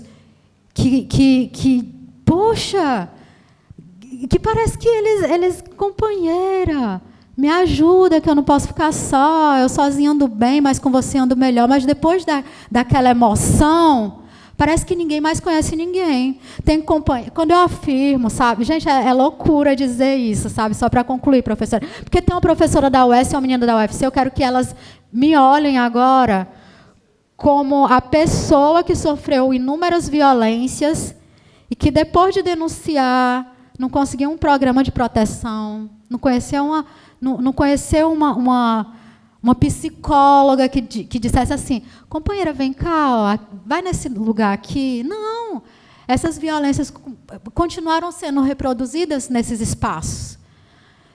Teve uma colega minha do PT que disse assim, Joelma, para, que tu nunca vai conseguir ser pelo menos uma candidatura própria pela sua instituição. Por quê? Porque a gente já conversou, as nossas instituições já conversaram nesses seminários temáticos antes das eleições. Então, a gente já tem as pessoas certas. É sobre isso, sobre as pessoas certas, sobre essas afirmações, a gente naturalizar como feministas, isso dentro da nossa luta. Isso é cruel, sabe? É só para a gente repensar e reafirmar dentro das universidades que aqui no Ceará teve, sim, essa semente de Marielle, que ela continua gritando, continua viva, sobreviveu de uma Covid, só que ela ainda continua sendo descapacitada, excluída. Recebeu mais convites, depois que o pessoal disse, ixi, ela está certa, ó. Agora que a gente votou no patriarcado de novo, a gente descobriu que a companheira lá está falando a verdade. E tem companheiras que lutam do lado dela que dizem assim, poxa, como é que pode? Ela ainda está permanecendo nisso. Eu acho que a insistência é a revolução. O novo sempre vem, viu, Afronte? É só para dizer também que a esperança equilibrada, ela está do nosso lado e ninguém percebe. Convido também o Fórum Feminista da UFC a pegar em pauta o que a gente conversou de manhã, a Agenda Nacional Feminista, para, já que vocês são laboratório, UFC, convencer as mulheres do PT de que o PSOL salvou Lula. Quem era o PT? O PT estava falido. Camilo Santana estava sem credibilidade no Estado, que ele estava com a política de extermínio, com André Costa, e ele renunciou para botar uma mulher para poder refazer a história, limpar o nome. Hoje, como eu falei no PPA, a gente descobriu que o Elmano pagou a conta do Camilo. E o Camilo está se glorificando para ser a nova candidatura da esquerda, o braço direito do Lula para ser o próximo candidato para a presidência do Brasil. E eu quero que vocês olhem para essa mulher, para essa revolução preta do movimento negro que está por aí, plantando o feminismo negro, o anticapacitismo, o antirracismo, e as mulheres do PT novamente silenciando essa mulher. E a gente estava em Curitiba, passando fome, Lula estava preso. E para voltar para casa, porque eu acho que Janja, com todo respeito, ela não, talvez ela conheceu Lula, mas meio que a gente percebia lá no Curitiba, quando a gente estava gritando Lula livre, que meio que eles ainda não estavam apaixonados. Foi tudo tão rápido, sabe? Que, para mim, tudo na esquerda é forjado. Se a gente for fazer uma reparação histórica da história que não é contada, a gente vai precisar de mais debates como esses, com mais vozes falando, e não aquelas pessoas de sempre, sabe? Para a gente poder mudar o roteiro dessa história, porque isso é importante. Tá bom? Fica a dica. Obrigada, Joelma. Quer falar, Marcos, também? Hoje eu não parei na produção, então agora que eu me sentei. Gente, boa tarde. Eu queria fazer uma pequena provocação à mesa. Damiana falou uma frase que já é muito conhecida, né? De que não é a classe que informa a raça, mas é a raça que informa a classe. Na fala da Marina, ela tocou na questão do patriarcado como sendo aquela estrutura que seria essa força motriz, né, desses outros necrossistemas, digamos assim. Já existem outras pessoas que, obviamente, vão dizer que é a classe que informa a raça. Afinal de contas, essa estrutura capitalista antecede, inclusive, de uma certa forma, historicamente, a ideia de raça construída na América Latina, assim como, vamos dizer, o Quijano, o Dussel, né, o Mignolo, e todos a partir do processo de colonização. E o capitalismo está em todo lugar, e o racismo, principalmente como estrutura contra negros e negras, é uma coisa mais situada, né? Então, a estrutura do capitalismo sugere ser mais ampla globalmente, embora exista racismo em todos os locais, com outros sujeitos que não são necessariamente negros. A pergunta é, estrategicamente, é vantagem a gente ficar afirmando que um antecede o outro? Ou entender isso como, na figura mitológica grega, da Hidra, né? A Hidra tinha 3 cabeças, aquela serpente de 3 cabeças, não adiantava cortar só uma, porque ela se regenerava. Então, a gente na fábrica tem discutido muito essas questões desses 3 necrossistemas, o capitalismo, o patriarcado e a colonialidade, entendendo a colonialidade tanto no seu sentido de raça, de construção dessa ideia de raça a partir da descoberta das Américas, mas também como a colonialidade do pensamento, como também esses decoloniais vão falar. Então, a minha pergunta é essa, se é vantajoso, é estratégico a gente ficar dizendo que um antecede o outro, ou compreender que é uma síndrome, que é uma hidra, e que eles se reforçam mutuamente e que não dá para a gente dizer categoricamente que um antecede o outro. Eu também me inscrevi, não sei se ainda tem mais alguém para falar, mas eu vou falar bem rapidinho. Assim, acho muito interessante esse debate, né? E assim, acho que quando a gente fala em colonialidade, aí o Abdias Nascimento ele fala muito da colonização mental, que é exatamente a ideologia da colonialidade.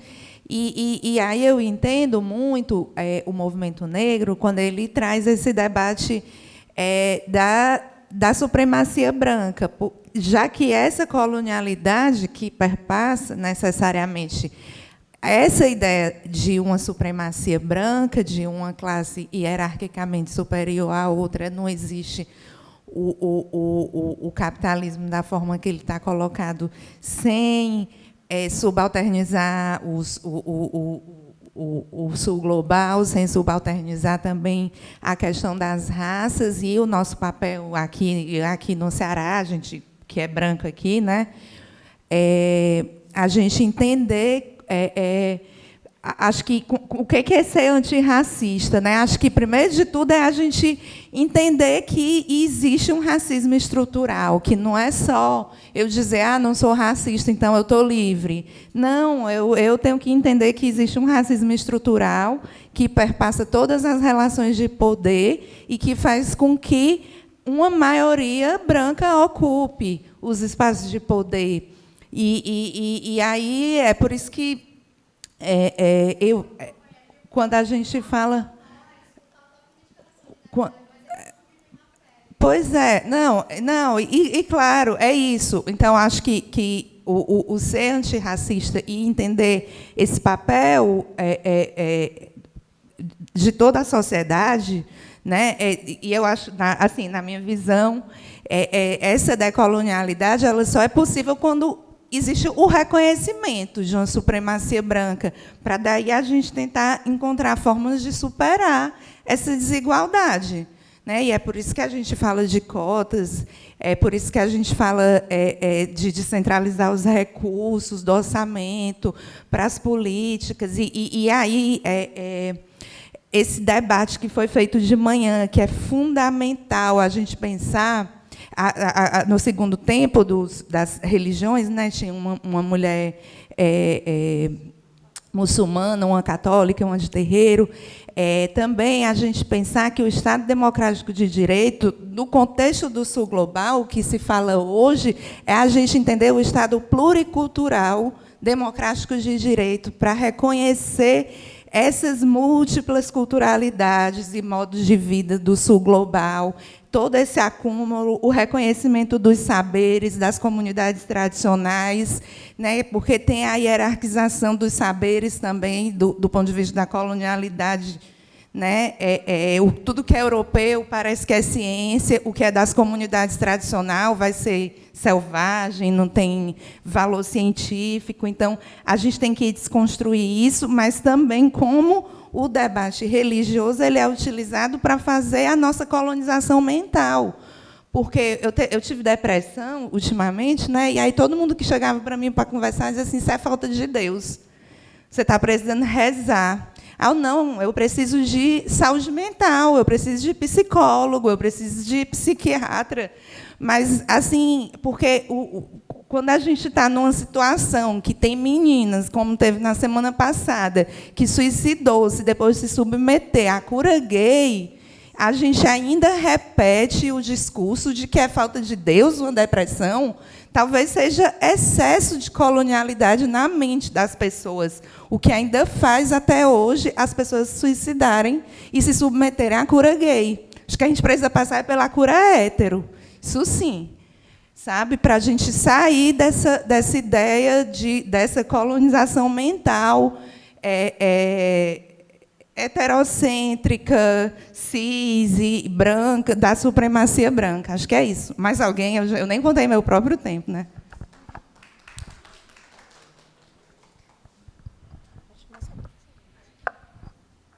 Bom, gente, vocês falaram de tanta coisa, né, que dá vontade de falar um pouquinho de cada coisa que vocês falaram, mas, considerando o tempo, né, eu vou aqui primeiro me reportar às minhas companheiras de mesa, né, a Damiana, tudo que ela coloca, né, do ativismo dela, como mulher negra, essa consciência enorme, né, do papel da mulher negra, está totalmente contemplada na tentativa que eu fiz de explicar a questão da colonialidade do poder.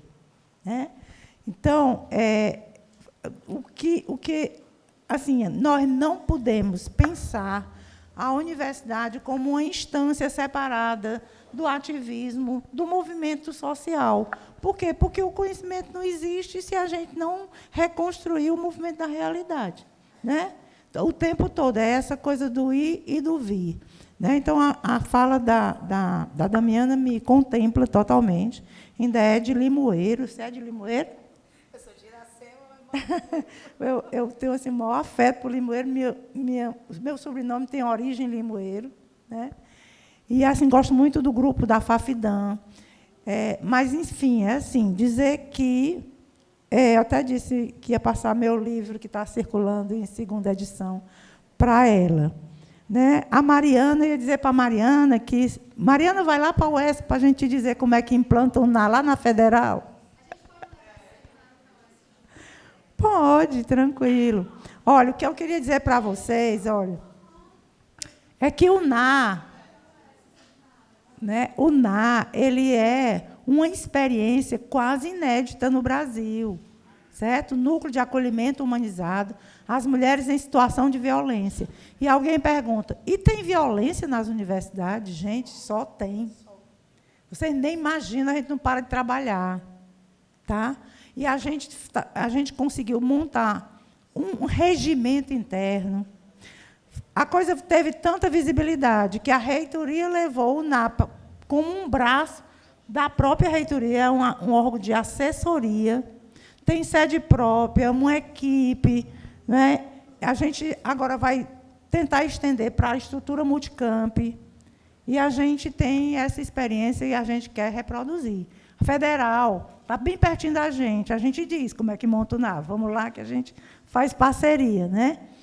A Mariana já saiu, mas a gente pode fazer isso. Joelma, você morreu de falar milhares de coisas maravilhosas. Mas eu queria pegar só um ponto, porque não dá tempo tudo. É que você toca num ponto importante, que é a equidade de participação das mulheres nas instâncias políticas e nos espaços de decisão. Ainda é uma questão muito cruel. Muito cruel, porque dentro das universidades, por exemplo, a nossa universidade nunca teve uma reitora. A única reitora que passou por lá foi pro tempore. Entendeu? A gente teve uma época que a SBPC foi sediada aqui no Ceará. A abertura foi lá no Teatro Zé de Alencar. Faz um certo tempo, porque Luiziane ainda era prefeita. E a gente assistindo a abertura da SBPC, olhamos para a mesa, tinham 22 pessoas, 21 homens, representando as universidades. Né? Tinham 22 pessoas e só tinha a Luiziane, que na época era prefeita. E 21 homens, por quê? Porque só os homens estavam nas instâncias de participação e de poder dentro das universidades. Tá? Então, isso é uma contradição enorme. Né? Como é que dentro das universidades ainda existe, né, toda uma hierarquia e ainda existe majoritariamente a presença dos homens nas pró-reitorias, na reitoria, nas vice-reitorias. Né? Porque, não, exato. Ela foi convidada porque ela era prefeita, embora ela fosse professora da Federal. Né? Embora ela fosse também professora da Federal. Agora, com relação à fala, né, dele lá, do Marcos, assim, é estratégico falar que é vantagem dizer que uma dimensão sucede à outra. Eu não consigo ver essas dimensões, capitalismo, patriarcado, colonialidade, separado de jeito nenhum. Não há hierarquia. Uma coisa, a gente tem que jogar aquela ideia da totalidade, de uma dinâmica que se mistura, né? Que se influencia uma a outra, de uma forma que, muitas vezes, a gente nem consegue penetrar na essência dessa realidade. Mas capitalismo não dá para ser explicado sem patriarcado e sem a colonialidade do poder. Né? E depois veio a Verônica, muito legal, eu queria pensar só a história do fundamentalismo, deve ter sido maravilhoso, de manhã, a história da religião, das doutrinas, do fundamentalismo. Eu vinha passando assim, andando, fazendo cópia, e vi um comentário que disse assim, olha, é o seguinte, como as igrejas neopentecostais, e a Julinha aqui pesquisa as igrejas neopentecostais, né, Julinha? E nada contra nenhuma das igrejas, mas o comentário era, as igrejas neopentecostais e o tráfico e as milícias adotaram as periferias. Sabe? Aí eu fiquei pensando nessa história, porque as igrejas têm um poder muito grande, tem uma força enorme. Quanto mais você tem analfabetismo, baixa escolaridade, mais o pensamento mágico religioso penetra e faz um retrocesso, que termina sendo um retrocesso político também. Né? Mas aí, na sua pergunta, Joel, eu ia dizer o seguinte, até quando isso vai acontecer? E eu fico pensando, todo dia, se você abrir um noticiário, um rádio, um meio de comunicação, as redes, aí tem alguém dizendo, bom dia a todos. Ninguém consegue, raramente, você consegue ver um cumprimento dizendo, bom dia a todos, a todas e todes. Ninguém diz o todos, de jeito nenhum. Alguém ainda fala todos e todes. E alguém ainda diz o seguinte, ô besteira. Quando a gente fala todos, a gente está dizendo também a mulher. É a mesma coisa. E a pergunta é, quem deu ao homem a prerrogativa de representar a condição humana. Que tem homens, mulheres homossexuais, né? Mas todo... Não.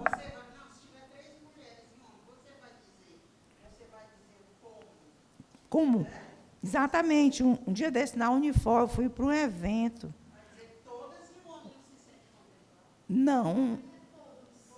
Todos é mágico. Isso é da gramática. Não, mas isso aí é da gramática, isso aí é da cultura. Claro que pode. A gente tem que desrespeitar a gramática, não é o povo, não. Né?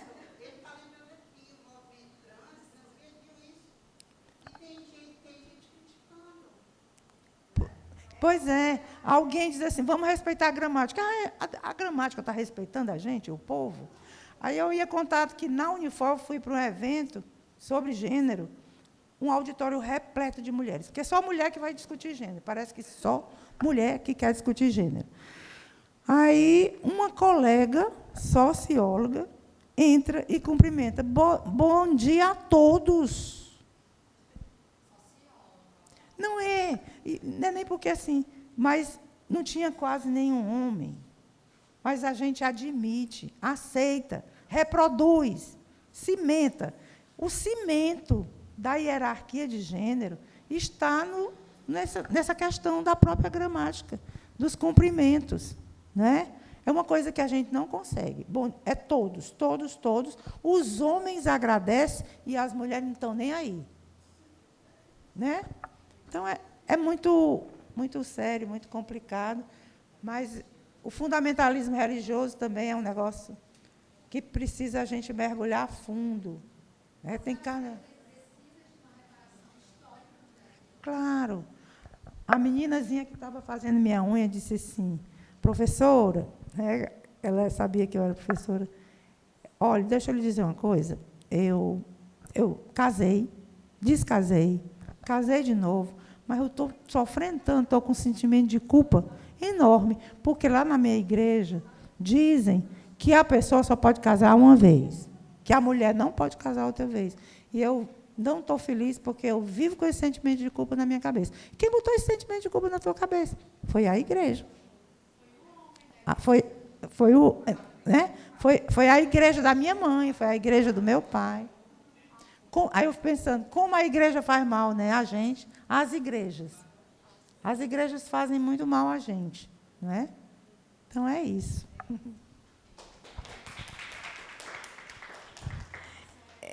Eita, eu vou começar por uma coisa que a professora trouxe, que é muito fundamental, né? Esse silêncio mesmo. A minha turma é da TPM. São quase 40 mulheres. Só são mulheres na minha turma. Aí o professor chega todos os dias, gente. É cansativo. Boa tarde a todos. Todas. Aí ele vai falar não sei o quê. Os meninos, meninas. Aí as meninas dizem assim, tá, Damiana, todo mundo já está chateado todo dia você dizer isso. Gente, quando vocês não entenderem que eu não estou no quadro masculino, eu vou todo dia repetir para vocês e para os professores que está errado. E aí, quando entra alguém para falar e diz assim, pessoal, preste atenção, esses meninos dão trabalho demais. Aí eu fico, os meninos de novo, gente. Então, é sempre essa referência. E esse naturalizar, ele é muito ruim, exatamente isso que a gente vinha colocando antes. De quando eu naturalizo, quando eu silencio, eu também estou praticando um ato preconceituoso. Então, esse TOD já foi muito questionado, inclusive, por estudantes da universidade. Né? Eu faço palestras, e aí, quando eu abro a boca, aí um me grita de lá, abortista, você defende o aborto. Aí o outro, esse todos, todas e todos, é só para enrolar tempo, porque você ganha dinheiro? Porque são esses questionamentos que a gente vai ouvindo. Né? E aí a gente precisa falar desse todes, como também algo que tem sido muito atacado, sobretudo pelo feminismo radical. E aí a gente precisa entender que são diversos feminismos. E aí eu digo sempre, adoro esse kit aí da fábrica de imagens, aprendo muito, e aí quando eu estou com dúvida eu vou lá, porque tem uma coleção de livros, né? E aí, está bem aqui, ó. E aí, quando falo desse feminismos plurais, A gente também tem feminismos que nos mata. O feminismo radical, que diz que a mulher negra ela não está inclusa no quadro de mulheres, que a mulher trans não é mulher, que a mulher lésbica não é mulher. Então, esse feminismo também mata. Então, talvez a gente precisa também estudar o que são os feminismos e que feminismo é esse que eu defendo, né? Porque quando a gente fala de feminismo, a gente pode também estar incluindo esse grupo que diz aí que a preta tem que morrer, que a preta tem que morrer no aborto, né?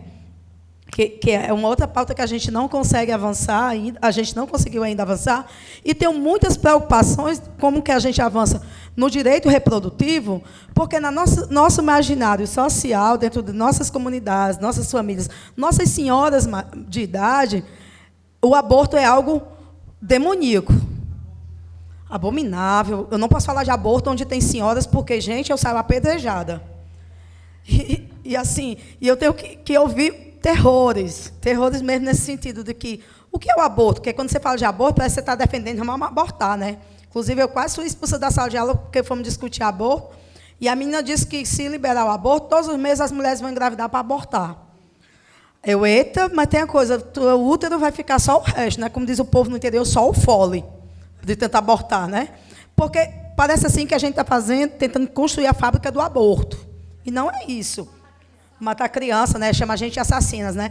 E aí a gente precisa entender quem são as mulheres que morrem nesses abortos, que são mães, que são mulheres pretas, pobres, periféricas, faveladas, mulheres da zona rural, esses dias eu até estava com uma senhora que ela disse assim, minha filha, eu acho que eu fiz mais aborto que todo mundo, porque eu fiz 5 abortos, eu tomava era um negócio, como é um chá de não sei o quê. Aí eu fiquei assim, meu Deus, então o aborto, está vendo? Aí eu fui dizer, está vendo como o aborto já existia? Então, a gente não defende o aborto, a gente defende a descriminalização do aborto. Até porque quem está abortando, na sua grande maioria, são religiosas, que estão dentro da igreja católica, a maioria, dentro da igreja evangélica. Então, como que eu criminalizo quando você fala de aborto, mas eu sou a primeira a abortar? Lógico que escondido, porque tem o dinheiro para abortar, né? Porque quem tem dinheiro aborta, e não tem problema, que não vai morrer, ninguém vai saber que foi um aborto. Mas se eu for abortar, todo mundo vai saber, porque eu corro risco de uma infecção e ter que ir para no hospital, ou até mesmo chegar à morte e deixar os meus 2 filhos, sou mãe solo, para alguém cuidar, né? Então, eu queria começar com isso. Essa pergunta do Marcos é muito inquietadora mesmo, nos traz muitas instigas, né? Mas eu concordo com a professora. Eu não consigo falar do patriarcado, eu não consigo falar do capitalismo, do colonialismo, sem falar do machismo e do racismo. Ambos, na minha visão, e aí eu não acho que seja vantagem, sabe, Marcos? A tua pergunta é isso, e para mim, eu não acho vantagem, mas como eu não acho vantagem quando a gente está levantando os dados de morte. Eu quero sonhar, e aí eu sou alguém que sonha muito. Sonhei tanto que cheguei dentro da universidade, sabe, professora? Porque eu tive mais de 30 anos sonhando em chegar dentro da universidade e só consigo entrar aos 35 anos de idade. Então, quando falo disso, porque sempre me foi negado o direito de estudar. E ter entrado dentro da universidade, para mim, ela traz um marco que tu não consegue ter ideia de o quanto isso me marca para a vida toda. Porque eu sou a primeira filha de 9 a entrar dentro da universidade. Eu sou a primeira neta de mais de 20 a entrar dentro da universidade. Então, isso me marca muito. Muito no sentido de que traz dores, traz lembranças. Traz muito uma frase que eu ouvi a vida toda. Estude para ser gente. Mas eu não consegui estudar. Porque o Estado não me deu o direito de estudar. Porque a universidade não foi construída para nós. Porque a universidade não foi construída para a classe trabalhadora, nem para a população negra, sobretudo mulheres pretas, né? Então, quando eu coloco isso, é porque eu quero sonhar que a gente deixe de contar isso como algo construído. Quero acreditar que a gente quebre essa estrutura criada do racismo. Quero acreditar que a cultura do estupro, a cultura racista e LGBTfóbica, ela saia da nossa história. Então, quando eu coloco isso, é no sentido de que eu não vejo a vantagem, mas eu vejo a necessidade da afirmação que ambos andam juntos. Que o Brasil foi colonizado, foi explorado, e que nós somos frutos das mulheres que foram estupradas. E aí me doeu muito quando eu vi um secretário de Educação dizer que nós somos fruto do cruzamento. E aí eu digo sempre, eu não sou fruto do cruzamento. Eu sou fruto do estupro das mulheres pretas desse país. Porque nós somos estupradas. Aí uma coisa que é importante nós pensarmos. A coparda que existe, né? Que se não é um sensacionalismo de erradicar negro e indígena no Brasil, eu não consigo entender o que é. Porque a coparda eu procuro em todos os dicionários, ela não existe. Mas ela está na certidão de nascimento das crianças. Está lá na classificação do IBGE. Então, assim, nós não temos, por exemplo, a região do Amazonas, eu estava vendo os dados do IBGE, gente, é alarmante. Como é? Porque, na verdade, a coparda, ela vem diferenciando exatamente... Quem criou essa estrutura de ser pardo indígena ou pardo negro é exatamente o Estado que está querendo dizer que não existe negro nem indígena. Porque você vai ser um pardo. E aí, em algum momento, você vai dizer, não, eu sou um pardo indígena porque alguém de minha família foi indígena. Mas não vai existir indígena. E a gente sabe que os senhores e senhoras desse país são os indígenas. E nós somos o povo que veio para cá para ser explorado. Não para cortar para o Brasil, como uma advogada me disse. Mas...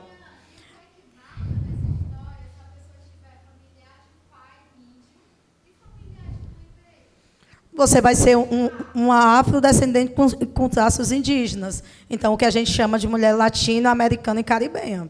Tu vai estar dentro desse traço. Não, aí dentro do IBGE você vai ser só mais uma parda, porque não tem preto nem indígena no Brasil. Então, assim...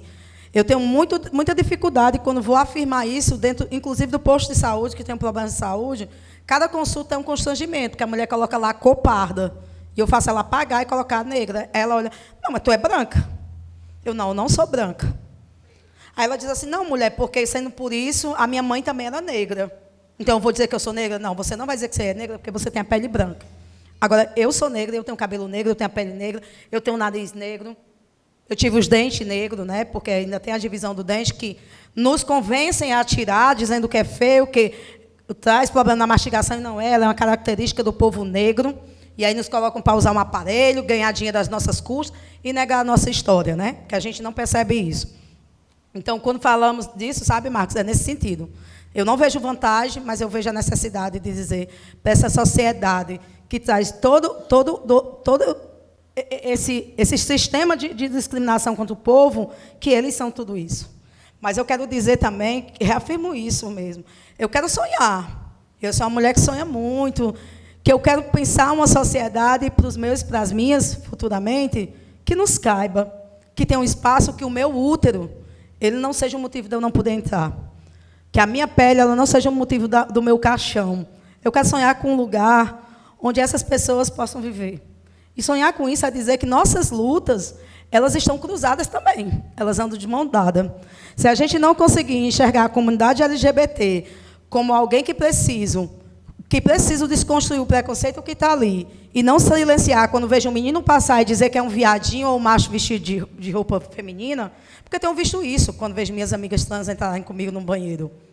Quando ouço uma professora me dizer que se eu soubesse que você era bi, não entraria no banheiro contigo. E parece assim que a gente é bi, porque a gente é lésbica, é trans, parece que a gente quer agarrar tudo, né? E aí, enquanto a gente não entender que a luta das mulheres que vivem, e dos homens, né? Das pessoas que vivem com HIV e AIDS, ela é uma luta minha. Que as pessoas que vivem em situação de rua, ela é uma luta minha. Que as mulheres que são violentadas, ela é uma luta minha. A gente não vai conseguir avançar nesse processo da indústria da violência. Porque parece o pacto da morte. Vamos matar todas as pessoas que são mais vulneráveis. Aí, eu lembro muito de eugenia e eugenismo, né? Que era matar mesmo para poder limpar, né, o espaço.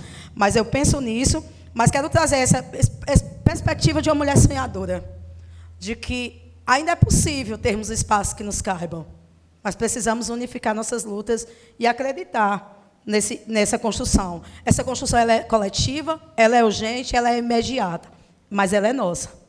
Se nós não abraçarmos e dissermos que a falta de um todes incomoda, a gente vai só apanhar e nunca vai se sentir incomodado e nunca vai avançar nisso, né? Essa reparação histórica, já estou encerrando, viu? Essa reparação histórica que a Joelma nos traz, ela é importante, mas eu não consigo imaginar uma reparação histórica que repare o número de pretos assassinados nesse país, nem o número de indígenas, nem o número de mulheres. Eu não consigo imaginar como que a gente repara a vida de Dandara, como a gente repara a vida de Genivaldo, de Cláudia, que foi arrastada 300 metros pela viatura da polícia. de Marielle, como que a gente traz uma recuperação da chacina do Curió. Que a gente não ouça, a gente não fala disso nas escolas. A gente não fala disso nas universidades. Porque quando a gente abre esse debate, você é a preta raivosa, você é a preta agressiva. Porque a sociedade não está preparada para nos ouvir. Ela está preparada para nos silenciar. E digo sempre uma coisa, que aí eu lembro muito. Quando tu coloca a violência de gênero, é uma afirmação muito violenta. Eu fui candidata a co-deputada federal na eleição passada pela coletiva Vozes Feministas. Nós não nascemos para aquela campanha.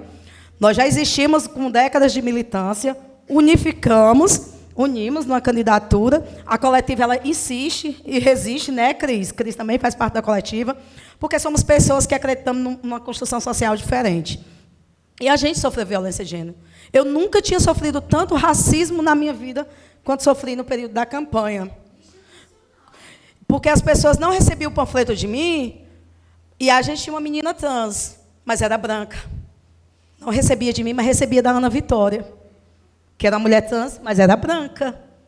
Aí eu lembro daquele vídeo que está circulando aí, daquela criatura sem noção que disse, eu sou feia, mas não sou preta. Então, assim, eu não sei se vocês não viram, tem um vídeo circulando de uma menina que diz assim, eu sou feia, mas não sou, pelo menos não sou preta. Então, assim, isso é muito violento. Mas era isso que eu sentia, que mesmo com a LGBTfobia instalada, era mais fácil a pessoa receber de uma mulher trans do que de uma mulher preta. Porque trazem uma simbologia de toda a história desse país, né? Mas também é muito violento quando eu vejo se discutir a violência de gênero institucional, mas vejo a mesma branca que discute a violência de gênero institucional vestir uma roupa negra e bater um birimbau e cantar no Dia da Consciência Negra. Isso é muito violento para nós, negros, vermos uma pessoa branca se apropriar da nossa cultura. Mas não nos consultaram e não nos perguntaram se isso nos doía. Não me perguntaram se doía ver dois meninos brincar de dar chicoteada num preto e todo mundo sorrir. E eu vi essa cena no 20 de novembro. Então, a gente precisa pensar muito o que é isso, né? Quem são as mulheres mais violentadas diante disso? Porque eu tenho uma deputada, uma coisa que eu não quero nem dizer o nome, da minha região, que é a deputada que chegou na candidatura, já foi eleita, porque foi abençoada pelo Cão Milo, e disse que sofre violência de gênero. E eu nunca vi. Mas nós sofremos. Porque esse Estado não está preparado para receber pessoas como nós, dentro de uma candidatura, dentro de uma eleição. Porque esse país não está preparado, sabe, Joelma?